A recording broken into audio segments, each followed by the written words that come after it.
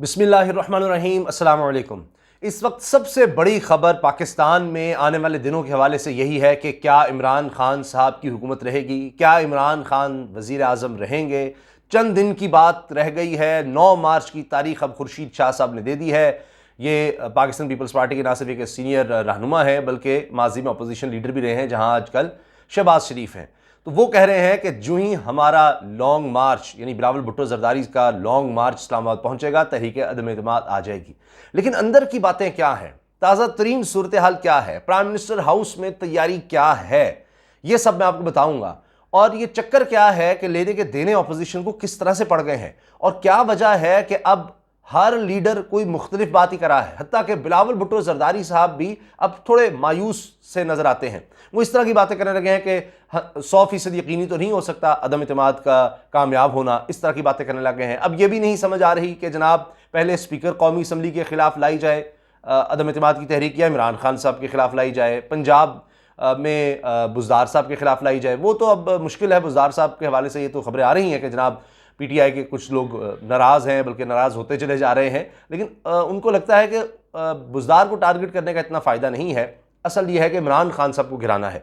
लेकिन स्पीकर कौमी असम्बली का मामला ये है कि उसके लिए भी हुकूमत अमली तैयार कर ली है कि जनाब सीक्रेट वोटिंग होगी तो पता ही नहीं लगेगा किसने अपोजिशन के हक में वोट डाल दिया है पीटीआई के लोगों ने। तो उससे एक हौसला ज़रूर बन जाएगा कि जनाब पहले स्पीकर गया है तो अब इमरान खान साहब जो है ना वो फारिग हो जाएं, खुद ही इत्तेमाद का वोट लेने पर मजबूर हो जाएं और इस तरह की बात। लेकिन हुकूमत ने क्या तैयारी की है कि जी उनका कोई भी मेंबर उस दिन जिस दिन वोटिंग होगी आएगा नहीं। इसका मतलब क्या है कि जो आएगा पता लग जाएगा वो चोर है।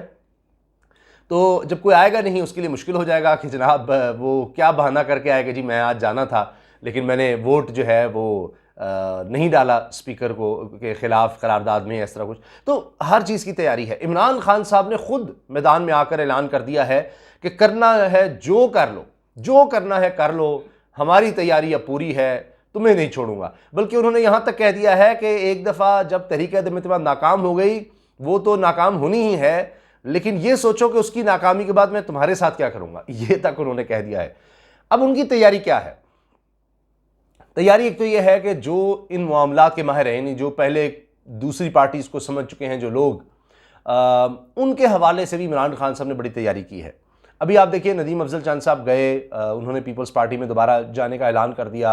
ये कहा गया बहुत बड़ा धचका है इमरान खान के लिए, लेकिन वो पहले ही साइड लाइन हो चुके थे और तर्जुमान वज़ीर आज़म के हवाले से उन्होंने इस्तीफ़ा भी दे दिया था और उसके बाद वो कहीं आपको नज़र नहीं आते थे और कोई मेंबर भी नहीं है पार्लियामेंट के, और उनके घर से उनके खिलाफ आवाज़ें उठने लग गई हैं।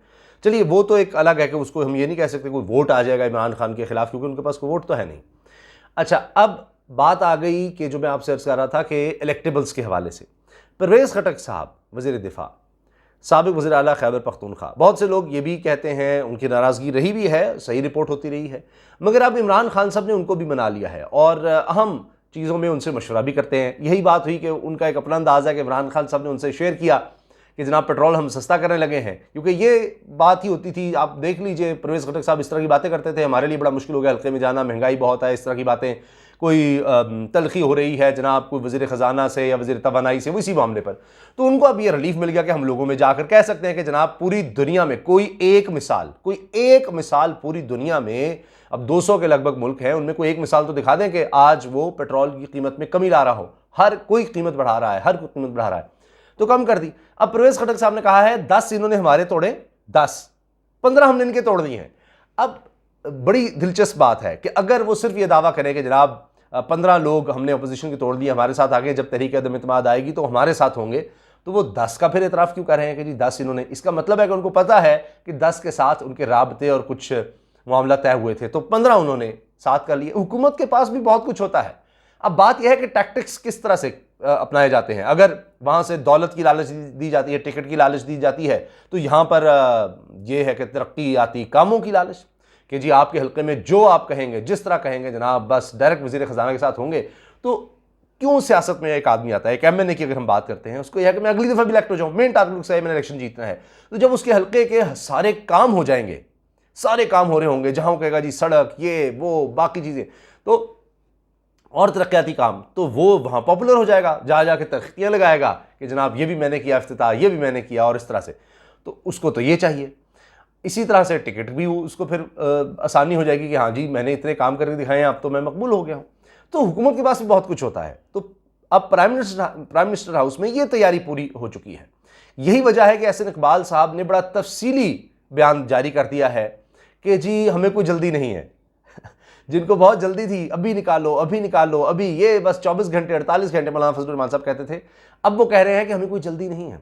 एहसन इकबाल साहब कह रहे हैं हम अपना होमवर्क मुकम्मल करेंगे। हम अभी कभी खबरें लगवाते हैं कि नंबर गेम पूरी हो गई और इत्मीनान का इजहार कर दिया, इत्मीनान का इजहार कर दिया नवाज शरीफ और मौलाना फजलुर रहमान साहब की गुफ्तगू में। और उसके बाद एहसन इकबाल साहब, जिनको हकीकतों का शायद अब ज़्यादा पता चल रहा है, वो कह रहे हैं कि जी जब तक हम पूरी तैयारी नहीं हो जाती हमें कोई जल्दी नहीं है तहरीक अदम एतमाद लाने की।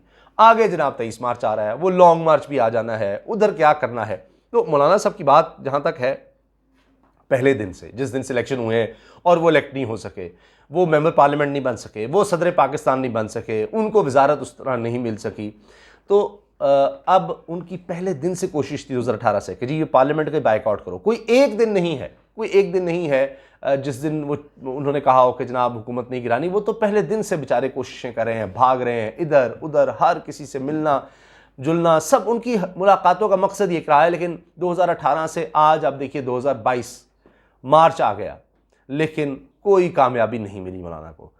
तो अब एक और नाकामी उनके सामने खड़ी है कि अदम इत्मीनाद की तहरीक भी नाकाम हो गई, तो फिर क्या करेंगे। यानी इतनी नाकामियाँ तो मौलाना ने सारी उम्र नहीं देखी जितनी उन्होंने इन 3.5 सालों में देख ली हैं।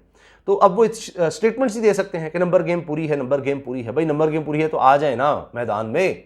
ये एहसन इकबाल साहब क्यों कह रहे हैं जी हम काफ लीग को एक नई ऑफर करेंगे। ये एहसन इकबाल का बयान है, वही बात जो पाकिस्तान पीपल्स पार्टी ने कही है कि कुछ बड़ी ऑफर करनी पड़ेगी काफ लीग को, परवेज इलाही को, कि उनको वजीर आला ही नहीं, ये नहीं कि सिर्फ वजीर आला, उनको फिर देर तक वजीर आला रखना पड़ेगा। तो उसके बाद मकसद क्या रह जाएगा अगर उनको आप मान भी लेते हैं। और क्या काफ लीग ने कच्ची गोलियां खेली हैं और वो फर्ज कीजिए कि जो इनकी ऑफर होगी मान जाएंगे, वो इतबार कर लेंगे नून लीग पर। और एक बहुत दिलचस्प डिबेट ये भी है कि ये जरदारी साहब कर क्या रहे हैं नून लीग के साथ, क्योंकि जरदारी साहब को पता है कि उन्होंने पंजाब से वोट लेने हैं तो ही विफाकी हुकूमत बन सकती है उनकी, वरना वो सिंध में है, सिंध में ही रह जाएंगे। अब उसके लिए उन्होंने तहरीक इंसाफ से ज़्यादा नून लीग को डेंट डालना है, उनके वोट लेने हैं तभी बात आगे बनेगी। वो इसलिए कि जिस किस्म की सियासत पाकिस्तान पीपल्स पार्टी करती है, नून लीग करती है, वो है सियासत जिसमें ये जोड़ तोड़ कर सकते हैं। यानी तहरीक इंसाफ के उस तरह से वोट लेना इनके लिए मुमकिन नहीं है। हाँ, नून लीग के जो इलेक्टेबल्स हैं, क्योंकि उनको भी वही काम चाहिए होते हैं।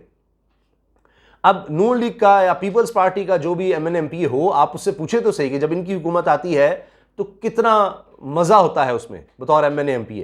और ज़रा तहरीक इंसाफ के MNMP से पूछें कि इमरान खान की हुकूमत में क्या इनके साथ सलूक हुआ है, कि किस तरह वो जो अपने इलाके के बादशाह होते हैं क्या वो रह सके हैं, नहीं रह सके। तो लिहाजा पीपल्स पार्टी को जो लोग चाहिए वो नून लीग के चाहिए। तो काफ लीग का वजीर आला, यानी वो तो एक तरह से पीपल्स पार्टी के करीब वजीर आला बन जाए, पंजाब में उनके लिए इनरोड बन जाए, तो नून लीग क्या अपने आप को तबाह होने देगी। लेकिन मजबूरन वो इस तरह की बात कर रहे हैं, कड़वा घून बढ़ने की बात कर रहे हैं। तो क्यों नहीं फिर पीपल्स पार्टी MQM को वजारत आला देती सिंध में। सोच सकती है पीपल्स पार्टी ऐसा? नहीं। तो आज उनके पास हुकूमत नहीं, नून लीग के पास, इसलिए उन पर दबाव डाला जा रहा है। तो ये सब इतना आसान नहीं है। तो जनाब ये मैं आपको बता रहा हूँ कि इस वक्त मौजूदा सूरत हाल में तहरीक अदम इत्मीनाद का मुस्तकबिल नज़र नहीं आ रहा। लानी तो इनको पड़ेगी, चाहे इनको नज़र भी आ रहा हो कि नाकाम है। पूरा एड़ी चोटी का जोर लगाया जा रहा है, उसमें कोई भी ऑफर किसी भी तरह की, हर तरह से ऑफर तैयार है। मैंने भी एक सीनियर बंदे से पूछा, मैंने कहा जी ये तो सेनेट में हम सुनते हैं कि जनाब पैसा लगाओ तो आप बन जाते हैं, करोड़ों रुपए में टिकट बिक जाता है। तो यही 2.5-3 अरब रुपया लगा दें अगर आप 5-7 MNAs को अगर आपने ख़रीदना है 30-40 करोड़ रुपया देकर या 50 करोड़, इसमें क्या इनके लिए मसला है जनाब। तो इतने पैसे देकर आप इमरान खान को गिरा सकते, क्यों नहीं। लेकिन उन्होंने कहा जी वो कहीं ना कहीं फिर मसला आ जाएगा ना, कल को बात छुपी मुकम्मल तो नहीं रहेगी कि ये शख्स कैसे चला गया, कहीं ना कहीं आउट हो जाएगी। तो सियासी तौर पर उस शख्स के लिए फिर सियासी मौत भी हो सकती है। इस तरह से पैसे पकड़ना, ये भी एक मसला खड़ा हुआ है। तो जनाब लेटेस्ट इस वक्त की सिचुएशन ये है कि इमरान खान साहब इस वक्त तगड़े नज़र आ रहे हैं, मजबूत नज़र आ रहे हैं। और एक दफ़ा फिर एक और कोशिश इमरान खान को गिराने की नाकाम होती नज़र आ रही है। तहरीक अदम इत्मीनाद आई तो नाकाम होती नज़र आ रही है। उनके लिए मुश्किल है, क्योंकि वरना कह रहे हैं जी इत्तेहादियों को मनाने की हमने एक और कोशिश करनी है। सिर्फ काफ लीग नहीं, MQM को भी, बलूचिस्तान अवामी पार्टी को भी, GDA को भी अभी दोबारा कोशिशें होंगी, दोबारा मुलाकातें होंगी। तो जनाब अभी तो पता नहीं क्या होगा, कितना वक्त लगेगा, और कि जी हम नंबर गेम तो पूरी कर लें कि दूसरों को भी साथ मिला लें।